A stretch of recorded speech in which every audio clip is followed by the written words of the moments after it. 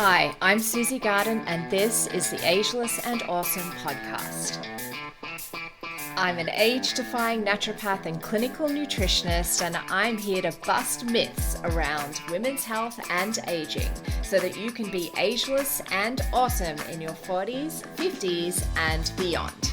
The Ageless and Awesome podcast is dedicated to helping women through perimenopause and menopause with great health, a positive mindset, and outrageous confidence. Hit subscribe or follow now, and let's get started. Hello, gorgeous one, and welcome to Q&A Thursday. I have a question this week from Briony from Cairns, and I love her question because it's about a problem that many women have and they don't want to talk about it, and that is urinary tract infections. So Briony's question was basically, help! I'm going through perimenopause and I'm getting urinary tract infections, which has not really been a problem before. What can I do? What's going on? Is perimenopause a factor in this? And absolutely it is. Just to give you some stats, so around 20 to 40% of women who get a UTI will get another one. I'm sorry if you can hear that crow in the background. I don't know if you can or not, but I'm just going to continue recording. And there was a 2019 study that showed that if a woman gets 2 infections during a 6-month period or 3 infections within a 12-month period, they're considered to have recurrent UTIs. UTIs meaning urinary tract infections. And the chance of getting recurrent UTIs increases as we progress through menopause. And this study found that around 19 to 36% of perimenopausal females experience recurrent UTIs. However, after menopause, it increases around 55%. So 55% of postmenopausal women have recurrent UTIs. So that's 2 to 3 or more a year. And there is a very specific reason for this, and that is because the drop in the levels of estrogen leads to changes in the lining of the bladder, and this results in a change in the microbiome that we have in our genital area. So I don't know if you know this, I don't know if this is common knowledge or not, but as well as having a gut microbiome, we have other microbiomes around the body, including a genital or urogenital microbiome. And it is impacted by the decline in estrogen in perimenopause and very much so postmenopause. Yay! Something else to look forward to. So, the thing is, the change in the microbiome itself then reduces the natural defense mechanisms against UTIs. And, this change in microbiome is not just from the drop in estrogen. At any time during our lifespan, if we have a change in that microbiome, and usually that will be because of antibiotic use, it could be if you have an STI, it could be if you have thrush, something like that, which is generally because of a change in the microbiome anyway, but then that can increase your chance of getting UTIs. There's many reasons that you can get a change in that microbiome, but specifically in perimenopause and menopause, it's because of this drop in estrogen. So the main kind of bacteria that is in our urogenital microbiome is lactobacillus. Now, you may have heard of lactobacillus. The main 2 kind of bacteria I think people tend to have heard of are lactobacillus and bifidobacterium, and that's what you get in yogurt, right?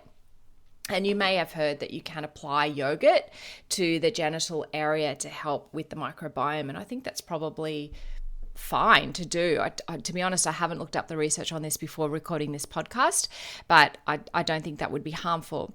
So lactobacillus is your primary kind of bacteria in your healthy vagina, and this is the really interesting part, I guess. See, the vaginal walls release something called glycogen, and glycogen is stored glucose. So the vaginal walls release glycogen, and the lactobacilli, or that's multiple lactobacillus, ferment it. ferment this glycogen, and that produces something called lactic acid. And it's the lactic acid that helps stop these other types of bacteria that can cause harm from inhabiting that area. So the presence of this lactobacilli creates a microbiome in the vagina that protects it against other types of bacteria and what we call pathogenic bacteria. And pathogenic bacteria are those that are causing illness or problems. So this is the thing. When we get the drop in estrogen, we get lower levels of the lactobacilli, and therefore the pH, because we have less of that lactic acid, the environment becomes more alkaline, so our pH increases. And this combination of things creates this environment that's more vulnerable to infections. Now, other risk factors for UTIs can be if you have diabetes, because the urine is sweeter. It has more sugar in it, or has sugar in it. And so the bacteria like that. If you have a history of UTIs, as I mentioned at the beginning, then you're more likely to have more. Hygiene around sex is also important. And if you have urinary incontinence, which is very common in women, particularly post-childbirth, then that's also a risk factor for having recurrent UTIs. So what to do about it? So prevention is obviously going to be the main goal. And there's a heap of things we can do as women to help prevent UTIs in this context, or in any context really. One of the big things is hydration, of course. If we're drinking lots of water, it means we're going to be urinating more. Every time we urinate, we're just passing, that urine through the urinary tract, and that washes it out. So if there are bacteria that are starting to kind of colonize there and gather there, if you're frequently urinating, that is going to wash that out. So that is a huge part of prevention. And also treatment. If you've got a UTI, or you feel like you're getting one, increase your hydration dramatically, and that can often just help make it go away. Another big one is not wearing underwear at night. Do not wear let the lady parts breathe at night. So don't wear underwear at night unless you absolutely have to. Wear bamboo or cotton underwear so that there is a breathability to those fibers during the day. Use water to clean yourself. There's no need to use perfumed soaps and other products. That does mess with the pH of your vaginal area and your urogenital microbiome. As I mentioned, if it gets more alkaline, then that provides a much better environment for bacteria and pathogens to proliferate and cause problems. Hot warm water is all you need to clean that area. You do not need to use perfumed soaps and other washes. You do not need to use deodorant for this area either. Please keep it as natural as possible. Also, obviously, eating a healthy diet is always going to be great, and supporting your immune system is always going to be a great a way of preventing any disease in the body. And if you do feel like you're getting a UTI, the signs of that can be like you're peeing razor blades or just very uncomfortable. Sometimes it's not so much peeing razor blades, but just feeling a sense of discomfort, I guess, right towards the end, particularly of that urination. There can be a different smell to the urine. The urine can look cloudy, so make sure you look in the toilet. And if you feel like you're getting a UTI, is the urine clear or is it cloudy? And so you can do things like increase your hydration immediately. Vitamin C has some evidence around it. I always like to take my vitamin C in a powder form anyway because it increases my hydration. So you're kind of killing two birds with one stone. Cranberry there's some evidence for cranberry. I think it's worth taking. It's certainly not harmful. So whether it's cranberry juice, I personally prefer to prescribe cranberry extract because then you know exactly that you're getting the dose and you're not getting all of the sugar that's associated with the cranberry juice. Echinacea is always a good thing for immune support. and taking some very specific probiotics, and they have to be lactobacillus probiotics. If you're taking a general probiotic every day, I would really advise you to stop.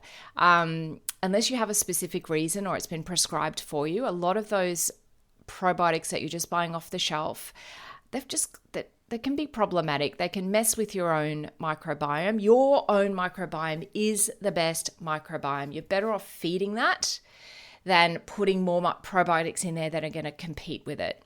But if you do feel like you're getting a UTI, or if you get recurrent UTIs, lactobacillus probiotics are the best ones to take.